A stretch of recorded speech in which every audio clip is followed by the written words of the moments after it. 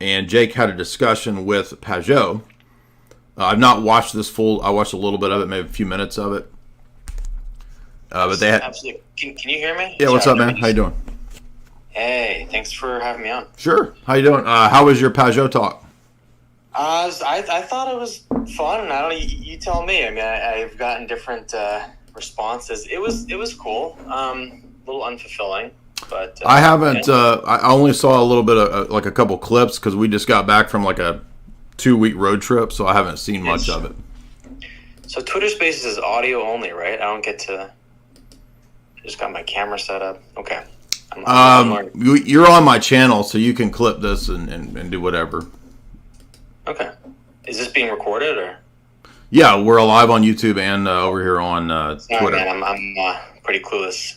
So okay. I reached out to you, Jake, because I had it had to be like 50, 60 something, like a lot of people saying, "Hey, you got to talk to Jay Dyer." Okay. And so, because my conversation with Jonathan Pajot, the purpose of that conversation, the reason I set up the call, the reason he spoke to me, is because I wanted to ask him questions about the work he does with symbolism. That's his thing. Uh-huh.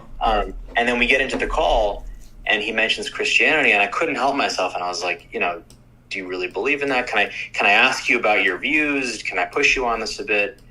And I said, Jonathan, I know this is not something that we said we would discuss, but here we are. Like, can I go into this? And he said, yeah, go for it, for sure. And so that's how we got into that conversation. And what I haven't had a chance to look at your channel. What do you focus on mainly? What's your topics? Yeah, so basically the question I asked him that I want to ask you is, I agree with you that there's a lot of value to be gained in practicing religion. I think we live in a world where it's difficult to create a system of morality and ethics outside of religion, and there's a lot of value to religion, okay? I think people should practice what they want to practice. That being said, I still think it's appropriate to say, well, hold on a minute, did the stories of the Bible actually happen? But again, I want to make it extremely clear to the listeners. I'm not saying this is so silly, you shouldn't practice religion. I'm saying there's value to religion, and it's a good question to ask, how do you know the stories happened? And I think you can be someone who practices religion or appreciates religion, but doesn't believe in the Bible word for word. So really my question is just, how do you know that the Bible, like the stories of the Bible, actually happened? Mm-hmm. That's my question. Yeah, it's a fair question. I tend to argue the transcendental argument for God's existence, and so it's kind of like it's a logical argument that's prior to logic at all, or the doing of logic, or any knowledge claims at all, because it deals with the preconditions of knowledge. So it's kind of like, I would agree with you that we're not going to settle the issue of like what things are possible or not possible apart from what types of things we think are possible within our worldviews or our paradigms. So ultimately for me, it's kind of a worldview question where we end up saying, well, the only way that I know what's possible is based on some kind of metaphysical assumption from the outset. And in order to go about that, we end up having to do worldview or transcendental argumentation. So that's kind of debating things at a fundamental level. And the challenge is this, that if the Christian God does not exist, then knowledge, metaphysics, and ethics becomes impossible to justify or make sense of. So I usually flip this argument and say that the way that I know is that without that God existing, knowledge in terms of justified true belief wouldn't really even be possible. And so God becomes, for me, in my argument, the necessary grounding for the possibility of knowledge, logic, ethics at all. That's the transcendental argument, and I think it's the strongest one. By the way, I want to. The other thing, I feel like I could have done better in my conversation with Jonathan Pajot is I want to concede to as many points as I possibly can, because that way I don't detract. I really have one singular point, and I don't want it to get lost. And I feel like with religious debate and conversation, the arguments often get tangled up because there's so many layers of understanding that we can get to with these conversations. So let me concede as much as I can. You make so God exists, right? I have no problem with that. Why not? So God is, let's say God is real, and and that explains, I think, whatever you were saying about like the ethics or something. So again, let me ask the question: how do you know that the stories of the Bible actually happened? Because of the transcendental argument. That's where I start from. I don't know if I followed the argument, but I think what your argument is saying is like, because of some things that we see in the world, like, I don't know, like patterns or something, that therefore the Bible. I'm not following. Like, what's the argument? So the form of the argument is X is a necessary condition of Y therefore X. The argument, in terms of how I explicate it, is that if God didn't exist, then there would be no way to have justified true belief. That is, a way to ground our knowledge in terms of epistemology. And so because we do have knowledge, or we appear to, exchange information and have conversations, and we use language and meaning and numbers and math and all that, then knowledge appears to exist. And so therefore, in order for knowledge to even be possible, requires some kind of ultimate absolute, some kind of ultimate principle, and namely that is the Christian God. So the Christian God does the work of grounding as a kind of, in theology is called divine conceptualism. So meaning, language, all these things are only possible in the sense of justifying their existence and their. Jay, maybe I'm fucking stupid. I'm not understanding this at all, man. Let me try to read it back to you, and then you. So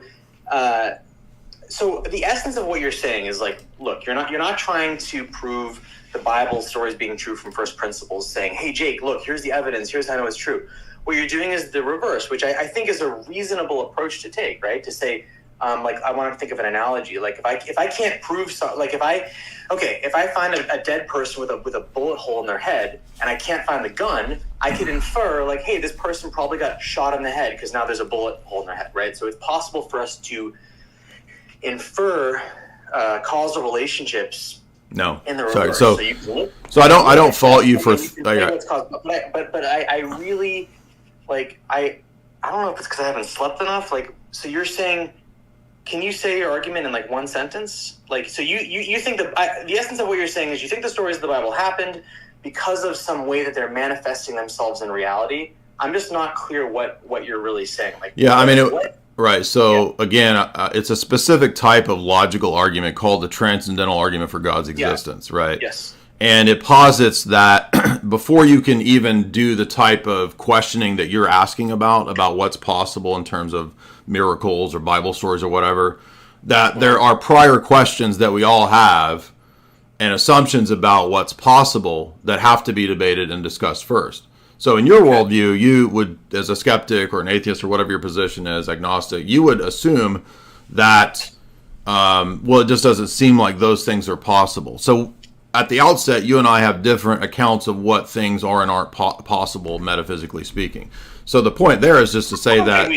I don't think we do at all. If I told you, hey man, like my grandma rose from the dead today, you'd be like, nah man, no she didn't. Like, let me see evidence of that. I would bet that you and I, Jay, have the same understanding of what generally is metaphysically possible. Well, no, but because my ultimate governing commitment is the Christian paradigm, yours is not. So no, we have fundamentally different accounts of what things are and are not possible. Would you believe me if I told you right now my grandmother rose from the dead today? No, I would not. Why not? Because it's very unlikely. Right, because why? Because it violates what you know about physics, right? No, it's just it wouldn't be likely just given a common sense account of what things typically occur. But exactly. So you take your words. Sorry, I don't want to interrupt you. So the whole argument, I think you've missed the entire argument. The argument is not settled by particular claims about this or that event in our lives. It's a question of paradigms as a whole. And you're reading everything, all of the evidence that comes into your brain or whatever is read through your worldview, through your paradigm. And so you say your assumption is that certain things are not possible or very, very unlikely. But that has nothing to do with whether or not you can give an account for these things as a whole. So do you believe that there's objective truth or that knowledge is possible? I don't. You'd have to define those terms. And by the way, I don't want to. I'm not trying to. I I don't want to like outright try to refute what you're saying or try to kind of push you to a corner. I really am genuinely like trying to understand. Right. So I mean, we've heard skeptical claims a lot, and I don't have a problem with you bringing forward sort of the skeptical claim or an argument, but the point is that this is a much deeper issue than whether or not it's possible for something out of the ordinary to happen. So let's say that your grandmother did appear to, come back or wake up out of the coffin or something like that. I mean, you would probably assume that even if that occurred, it wasn't a miracle. It was some sort of like, weird phenomenon that we haven't studied or understood yet, or science hasn't given us an answer yet, right? So even if someone rose from the dead, it wouldn't necessarily mean that the supernatural is true, even in your worldview, right? No, I mean, if someone rose from the dead, I would be a believer, man. I would say, wow, that's pretty good evidence that something's going on here. I would, in that instant, I would try to find a religious. Well, don't you think that? So there's a lot of claims of this in the world, right? And most skeptics. Is my mic okay? Can you hear me okay? Yeah, I can hear. It's like good because I got this Shure microphone. I don't know if it's coming. The audio on Twitter Spaces doesn't really give me an option to. You sound great to me. So. Do I? You sound great, yeah. Oh, thanks, man. You should see. Okay. So anyway, so you were saying... No, I mean, there are miracle claims all the time in the world, and most people do not accept them. They most of the time they will say, well, there's probably another explanation for that. And you don't think in the case of your grandmother you would look for another explanation? Yeah, so if I saw it, then I would say, wow, that's pretty remarkable. If I told you my grandmother rose from the dead, hopefully you would not believe me. You would say, dude, I don't believe you. That sounds pretty unlikely. Well, that's precisely why this issue can't be solved on what people's claims are. And it's Exactly. So that's why it goes to the paradigm level. That's the whole point of the transcendental argument. So let's then, I was saying like, I don't understand the transcendental argument. Let's drill into the transcendental argument. So I'm going to say what I understand about it, and then maybe you can elaborate a bit, and we can have a substantive conversation about this argument itself. So the transcendental argument, as I understand from you, is that we understand the divinity of the Bible or of Christianity based on the causes of that source. So based on what we're seeing. It's not the causal argument. We're seeing in reality. So let's just dig into that. So what is it about the world? Right. So the transcendental argument is prior to the teleological argument, is prior to the causal argument. It's before all of those, because it's an argument about the possibility of arguing at all. So it's a meta level argument. Are you familiar with like meta level argumentation? I just think it's. I guess. Well, maybe you need to understand it first, because I'm not trying to be rude, but like let's understand it first. So what is your worldview first, by the way? Agnostic? What is my worldview? I don't know. You know what? I actually, on principle, I'm going to stay away from any of those terms because I don't think they're helpful in this context. In fact, I think they detract from the point. I think a big problem with these religious arguments is you have people like Sam Harris and Jordan Peterson who, because of their own ego primarily, are kind of rambling and trying to intertwine these complex terms. I'm going to use as simple terms as possible and as few words as possible to make my points, because I think that is at the crux of a powerful argument. And I can very concisely describe how I understand reality without the use of any of these more complex theories, right? So what do I believe? I believe we live on planet Earth, and it's round, and it orbits the sun. I believe that we have an intact system for discerning truth about history. And what would that be? Yeah, so hold on. So I believe we have an intact system for discerning truth about, generally speaking, about science and history. And we sometimes get it wrong. Sometimes we fuck it up. And sometimes details are wrong.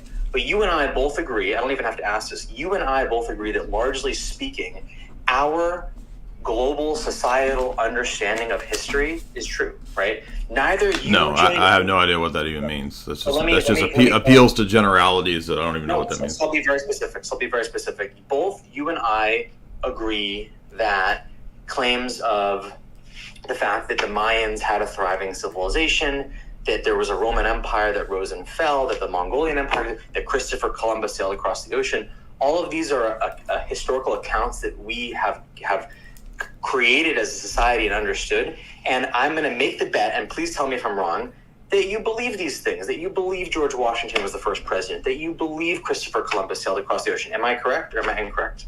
Yeah, I don't have any significant reasons to doubt those things. So let me respond to that. So the reason you're not doubting those things is because, like myself, you agree that through the methods that, as a society, as a world, we've discovered that the Egyptians had pyramids and the Mayans had a civilization and Christopher Columbus sailed across the ocean. We trust those things because we know that we have a great system for understanding historical fact. It's not a perfect system. No, pretty good. Now we come to the problem here. So do you or don't you? So here's the question: do you or don't you believe that we have a really good system? No. So you're confusing. So it would help to take an epistemology class, not being a rude person by saying that, but you can assert the things that are commonly held, but that doesn't tell you that you have the right theory of epistemology or the right theory of knowledge. That's another type of question. So you're confusing the pragmatic account of what most of us believe or what we think by common sense, which is not necessarily wrong, but none of that can tell you whether you have the right theory of knowledge. But I'm asking a very simple question. Do you believe? No. So like, I'll ask in 8 words. You can ask that question, but it's ignoring what I'm raising, which is epistemology and your theory of knowledge. So you can't just keep appealing to to consensus, because at the level of epistemic theory, that's a fallacy. Okay, so I'll grant all that. So here's my question, and it's a yes or no question. And do you, Jay Dyer, think that we meaning, America, society, the world, whatever, do we have a system for discerning historical truth that works? Do we have a system that works? It works for certain things, but it can't tell you the right theory of epistemology. That's the point. I feel like invoking these terms is kind of... Okay, so in other words, you don't want to go into philosophy because that would be the problem. I want to go into philosophy, but I want you to answer my question. Do you think we have a system? I am answering your question, but it's such a low-tier type of question that you're not familiar with what epistemic theory is. Do you know what that is? Yes. What? Do I know what is it? What is your theory of epistemology? Epistemology is... Are you Googling it right now? As the notion of truth in terms of epistemic notions. Did you Google it to read it? I Googled it because I don't... Yeah. Right. So you're not even aware of what the issues are. The question was, what is your theory of knowledge? Not, do people believe things through common sense and consensus? Do you understand that consensus is a fallacy? Consensus is a fallacy. Sure. Yeah. That can be a fallacy if everyone just believes one thing. Okay. So your epistemic theory was grounded on a fallacy because you said, well, what we know is what we all know, what America and the world has determined. I'm asking you a question. Do you think that That's a tu quoque. What's that? I don't know what these are. So you don't know what these... So why are you trying to debate these things if you don't know the basic fallacies? And you're pushing back me by asking other questions. So No, the question was about epistemology, and you're asking me another question, which is a tu quoque. So then I apologize if I ignored your question. So what... Your question that I heard was you're questioning me about whether... I want to know your theory of knowledge because you said, we know. In fact, you said it twice. We know that this is the right approach to how we have knowledge of history. And I'm saying that is not adequate and doesn't work for grounding your epistemology. That's another type of question that you can't just appeal to consensus. Yeah. So I don't know that... So let me try to answer your question, Jay. Have you had a basic philosophy class? I'm not trying to be rude to you, but I can tell that you haven't. I have. You have, but you didn't know what epistemology was. I don't know the definition as you're using. Okay, but you would learn that if you had a philosophy class. I had a degree in this. I just haven't. I just don't think it's relevant to the specific question. Oh, so epistemology is not relevant to the question of debate. Okay. No, sorry, so it's been a while. So the theory of knowledge. Okay, so now I remember what it is. Gotcha. So now I remember what I learned in undergrad about epistemology. I'm with you. It's an ontology, and there's, all these terms. I just look, to be honest, I don't think. Right. So you're going to go back to appealing to avoiding the question, right? You're going to go back to appealing to your basic question. What's your question? Your question is, what is epistemology? Is that your question? Wow. No. You said that we have a basic way for discerning truth, and we know. You said it twice. We know, right? And I said, how do you know that that's the right criteria for determining truth? That that's the right epistemic criteria?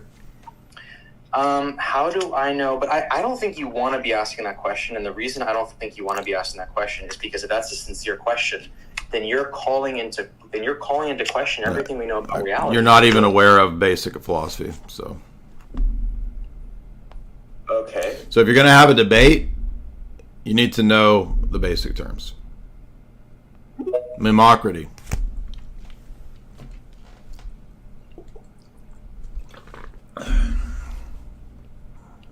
Epistemology, the study of epistles, like that girl said. We have a skeptic who would like to discuss tag and epistemology with you. I'm going to let him talk to you if you're okay with that. I don't want to lose my temper because he was. Just give me 1 second. Sure. He was in here earlier, so we're going to let Jake back in to have a discussion with you. That way he doesn't feel like he has to deal with me again. And I don't want to come off as mean because we all know that I'm mean. And I just got to quit being mean. But I don't have a whole lot of patience if we're dealing with people who don't want to address, things that are pretty common in philosophy. So, Jake, if you want to have an interaction with Father Deacon Dr. Ananias, you're welcome to. Hey guys, am I back in? Sure. Hey, thank you. Thanks for letting me back in. By the way, I didn't think you were being mean. I guess I think we might have been talking past each other. I mean, I think I should have framed the question like this. Like, I have a particular question, and this question, in my view, doesn't require us to define and interrogate and kind of debate deeper philosophical definitions. But our response is that it does. Okay. So then I guess, so how about, so I guess I have been ineffective and I have failed at articulating my question in such a way that has gotten a response from you. So I want to try again. And again, my goal is just to get a response. So I want to grant you everything that you want to be granted. I want to accept the definitions as you have stated them for every philosophical term that you might have, and any claim of my own ignorance. So I think that the impasse that we're having is that you think that the questions that I'm asking or the things that I'm saying to you aren't addressing what your challenge is. And my response is that the challenge is more fundamental than the question that you're asking. The challenge is more fundamental. Right. I'm just... my challenge to you is more fundamental. My response is more fundamental than the level of discourse or dispute that you have about historical events and historical claims. Right, and so then if I'm, and by the way, it's possible that the way I'm framing this question is just not acceptable. In which case, I tried and I can chalk up my losses. But I guess here's another question. Let's say you're going for a walk one day, and a 5-year-old walks up to you and he says, "Hey, you're Jay Dyer," and you're like, "Yeah." And the 5-year-old boy is like, "Hey, Jay Dyer, I have a question for you. Do we as a society have a way of ascertaining historical truth? Yes or no?" What would you say to that 5-year-old? Again, if you restate this, it's ignoring the question that we're asking, which is that you're assuming a whole bunch of things that have not been demonstrated yet. Because the way that the question... I'm a 5-year-old, I'm asking a question. No, this doesn't work. Again, you don't understand why this doesn't work. But I mean, I'm not trying to be rude to you, but like, there's a reason why philosophy progresses in the direction that it does, and certain things happen the way that they do. It's not something that's divorced from life and reality. Yeah. And so I'll do whatever it takes, man. I will do whatever it takes to get you to answer my question. Like, what do I have to do? What do I have to answer? I'm not really even understanding. How do I get you to answer his question is, let me see if I restate it. The question is that if we have a reliable way to go about... Do we have a reliable way? That's my question. Again, you don't understand the question, the response. Because it's a paradigm level question, you can't just respond with the way that many people operate as if that addresses the paradigm level question. Does that make sense or no? I'll answer really easy. Be mean to me. Tell me what I need to do. I will do anything, man. Well, I'll tell you. Whatever I need to do. Just answer my question. How do I get? What can I say to get you to answer my question? I'll give answer you more it. definitions? Like, what do I do? I'll do answer it. Yeah. People do have a reliable way. I argue this in my paper. At a first order, people can know things, and there's methodologies, there's normative principles. The difference is that person at the first order in an autonomous way doesn't know that. They don't know if that's reliable. Okay. So that's why it pushes up to a second order question is only the Orthodox paradigm can actually, from a privileged epistemic point of view, say, yeah, that's a reliable historical mode. That child can know that. That's correct. That person knows. So apart from the Orthodox paradigm, people don't know that they have a reliable method. Does that make sense? So Father Ananias, and by the way, I'd love to speak with you sometime. A lot of my viewers so I did this, what became a debate. It was an accidental, impromptu debate with Jonathan Peugeot, during which I was very apologetic. I really didn't want to progress it, but we did, and I thought it was interesting. So a lot of my guests, my viewers of that debate, wanted me to talk to both you, Jay Dyer, and you, Father Ananias. So if we can, I'm going to reach out to you. Hope we can connect. So Father Ananias, my question is, do you, Father Ananias, believe that we as a society have an accurate or effective way for discerning or ascertaining historical truth? yes, I absolutely do believe. Awesome. Great. Thank you. Okay, my next question is, given that you do believe that we as a society have a way of ascertaining historical truth, and by the way, one of the amazing products of that ability to discern truth is, history textbooks, okay? So here's my question to Father Ananias. Because you believe in the system that we have for ascertaining historical truth, which has resulted in products like history textbooks, my question to you is, why are the stories of the Bible not in history textbooks?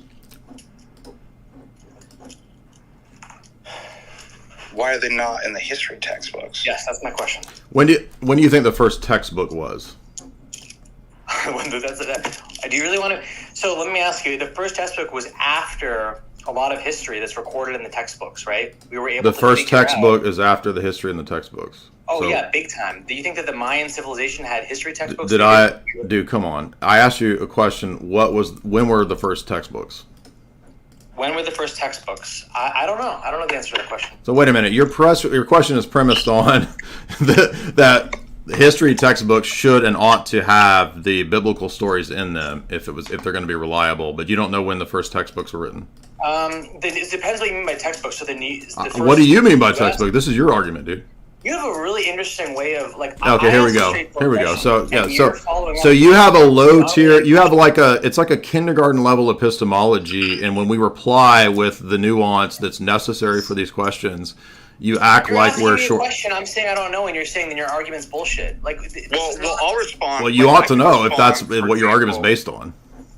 By the way, it's not. It isn't. It's irrelevant when the first history Okay, textbook. so we ought to go by history textbooks. Who cares when they and where they come from? Why don't they have the Bible? The first history textbook was in 1482. There's your Did you just Google that, like you Googled it earlier? This isn't. So you debate with Google. I don't understand what this has to do with the reliability of the scriptures, which themselves are historical accounts. I could answer and be like, I don't know. I could speculate, and I could give you answers. Why aren't they recorded in history books? But it has nothing. This has nothing to do with whether it's true or false. Exactly. Whether it's true or false or reliable. I'm asking why is it on the history textbook? That's what I'm asking. But that's irrelevant to whether it's true or false. So again, you don't. Yeah, actually, I'm not going to answer it. I can, and I'm not going to, because I think it's going to drive you to a more important point. I'll say I don't know. How about that? I don't know this. I want to get into this, Father Ananias, and There's lots of things we don't know, but do you see how that then leads to the question? But it's irrelevant whether that's a reliable method. But you already agreed it's a reliable method because I asked you, do you believe we have a method? Yeah, but we want to know. Yeah, because of historical text. Yeah, right. We want to know though, like why you think it's a reliable method, because your argument is assuming that, right? Well, Father Ananias already said it is. So no. I want to know why you think it is. And you do too, by the way. I want to know why you think it is. For the same reasons that you do. That's why I do. No, my reasons are ultimately theistic. I want to know why you think that's a reliable method. What's the criteria that we're supposed to go by here? So the criteria, and this is a longer, more complicated answer, but the bigger point is that we have two options, all of us on this call. We either believe that, the earth is round, that science is real, and that the Roman so Empire appeals to irrelevance. That has nothing to do with it. I can tell you the system of methods that were used to determine, for example, that the Roman Empire existed. So let's go back to the point that we had when you were first on, which is that you don't understand the question that's being asked to you when you posit that. So you assert that as your method and your criteria, and then I ask you why we ought to think that that's the correct criteria, and you had, and the last time that you came on, you didn't want to answer that. You had to look it up. I'm the guest. I'm the one asking the question. No, it doesn't work like that. No, it's a debate. A debate's back and forth. So you don't get to set the parameters. Jay, if I ask a question and you defer it by saying, well, when were the history books written? And that's not part of my argument. And then I tell you... It is. Your argument assumes that we're supposed to somehow know that historical books are reliable, and you couldn't even tell me when history textbooks go. Like, why are we supposed to follow a textbook? You're asking anecdotal questions. They're not anecdotal. They're based on your... I'm questioning your assumptions, which you haven't questioned. That's what epistemology does. So first of all, I gave you the answer for 1482. No, you didn't. It's totally irrelevant. You don't understand. Do you understand what an arbitrary ad hoc argument is? The fact that something... that's what you're making continuously. I'm making it. So asking you questions is arbitrary and ad hoc. Yes, correct. Asking a question about the date of a history textbook when it's irrelevant to the point I'm making is an ad hoc. You're deviating from the point. It's a form of hubris, frankly. Father Ananias was able to answer it, and to answer your question, the way we just simply said that it's all irrelevant, and I'm only bringing up the history of when they started as to point out that if history textbooks, I answered your question. If history textbooks come from the 1400s, why would we expect that they would record things that are 6,000 years old? Because they did. They recorded things like the Mayan civilization and the Roman Empire, which were years and years old. Again, but none of this has anything to do with whether it's true or false. That's the stupidity of this whole debate, is that you don't understand the epistemic issue. Father Ananias already said that he agrees we have an accepted method. But that doesn't tell us about what we ought to believe. So the fact that people... Take it up with him, because he disagrees with I don't care what... Listen, the fact that... I don't disagree. Jay's right on this. Yeah, the fact that people agree... You have no justification for what's an accepted method. We do, and this is why it goes into a presuppositional and transcendental argument for the existence of God, which in part is part of the grounding that we know that these are historically accurate, because the impossibility of the contrary to establish outside the worldview of orthodoxy in the scriptures on the entirety to make any claims whatsoever.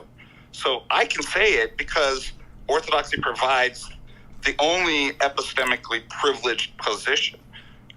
Nobody else can do that. So you can't arbitrarily come in and be like, well, I don't accept this, and I don't. Those are all knowledge claims. You don't understand the difference between first order and second order claims either, which is the whole point of why we're having to go over this again and again. Yeah, look, I think I'm going to get muted soon, so I don't want to dictate. Look, all you have to just tell me. So you've made a bunch of arguments about why we ought to follow the historical method that you're talking about. Why ought we do that? What's your epistemic criteria for that? Epistemic, but here we go again. Like, this is so you don't like normal philosophy terms. Do you understand? If you're going to go debate people publicly, maybe you should know what these words mean. Why wouldn't you do that? If you're making knowledge claims, you're in the category of epistemology. So you can't just say, well, I don't like this and I don't want to do it. I'm making, but I actually think that you're subverting my question. So you can't tell me why I ought to believe your position.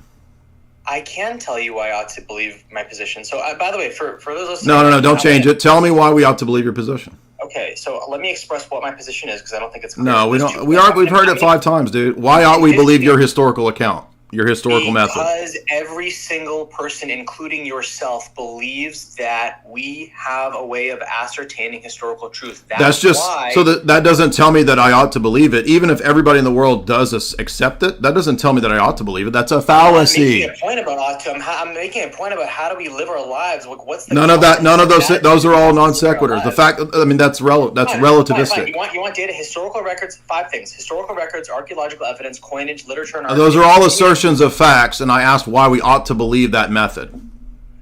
Because it has been proven time and again to be proven by who? Stand the test of time. That's a circle. So you're you're melting down because you haven't understood basic epistemic questions. So Do you understand? You understand that I would help you? You would be a better debater if you understood basic epistemic questions. And you're melting down because you don't even understand it. You're just floundering. You're not responding to my What's question. the is-ought distinction? You're debating yourself. What's the is-ought distinction? You're not debating me. You're debating yourself. I'm asking a question. You're not What's answering the my question. is-ought distinction?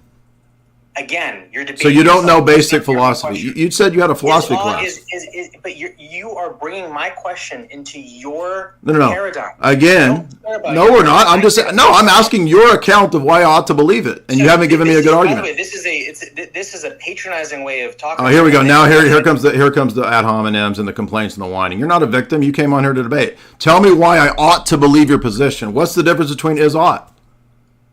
So is what is in reality. Ought Right. is more of a statement about what we should do. Okay, why ought I believe your position? Correct. Why ought you should believe my position? There's many reasons.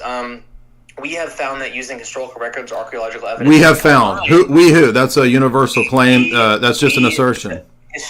Every historian Every in the world. every historian. Universal claim. Are you serious or are you trolling? Come on. No, it's a fact. No, it's a fact. it's a fact. So I can just assert. Do you understand in a debate how bad that is? What you just said, how dumb that is? It's a fact. It's a fact. Like, I don't know what else to say. Okay, so you can just assert things in a debate as facts and universal claims. It is a fact. It's a fact. Like, there are certain claims that are facts, man. I don't know what to tell Your claim wasn't even a fact. It's dumb. You said all historians assert your position. No. I'm telling you facts. Like, I don't know what else to say. You just melted down. The whole chat's laughing at you, dude. You realize that? Wait, let them laugh at me. It's a fact. All right, you're a troll. This is ridiculous. Then mute me. And don't. Goodbye. Gladly. We now know that all the facts of all the historians assert my positions everywhere in the world. They say what I say, and it's just a fact. It is the case that it's a fact, and I know that because it's a fact. Literally, T-Jump. Like, actually, T-Jump's better than that guy. I will give T-Jump better. Well, it's the same thing over and over again that somebody tells us a story, and they attach the words facts, proven, blah, blah, blah. Yeah, you just say it's a fact. You just say it's a fact. We're not asking what you believe is a fact. We're asking the justification for that. So that why ought we to believe that? Yeah, so but we all believe this. justification would have normative... This is so stupid. Would be binding upon us. Yeah, I ought to believe That guy's a liar, too. He says that he's studied philosophy. He's had philosophy classes. Every single basic... I'm not being mean, but I don't think that it's not appropriate to lie and present yourself publicly as something that you're not.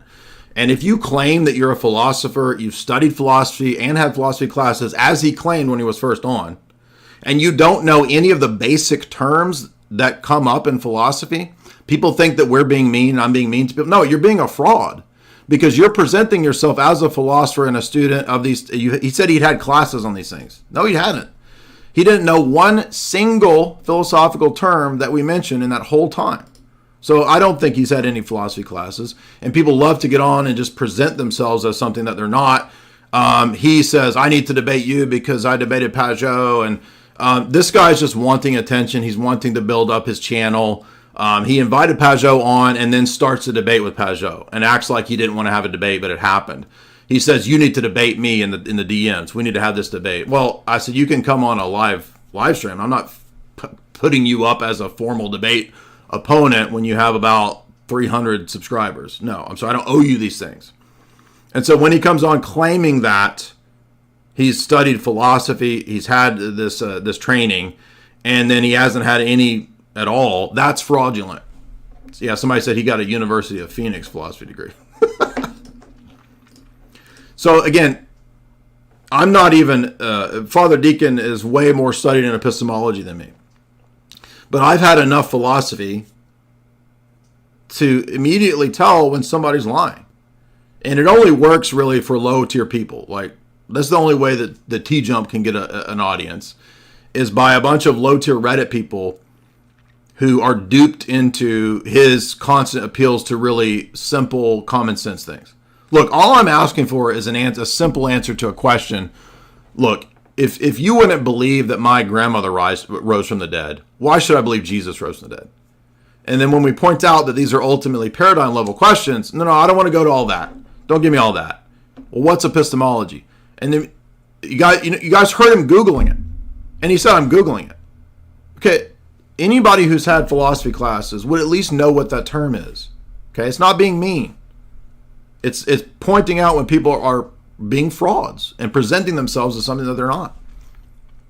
By the way, notice too, because I remember when we were in dialogue, we'd get tons of skeptics come into Russ Mannion's thing, and these issues about historicity of scripture would constantly come up. And notice he was saying, well, these things were recorded by the Aztecs or something like that. Well, they were recorded in scripture. Well, no, those don't count. Now you need extra stuff, right? And so that's why it moved it to the question of the second order. Well, who determines you need now extra stuff? First of all, you're not even being consistent, because nothing would pass. Yeah, it's just arbitrary. Yeah. Oh, the Christians don't count as eyewitness because they're Christians.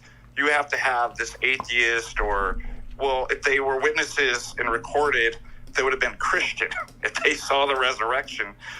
So it's just all these arbitrary qualifications of what counts is something historically reliable. I mean, we literally heard him Google and look up what epistemology was and read it out loud. And I said, are you Googling it? And he said, yeah, I'm Googling it. I said, but you said you've had philosophy classes. Yeah, I have. But you don't know what the word epistemology means? I mean, come on, dude.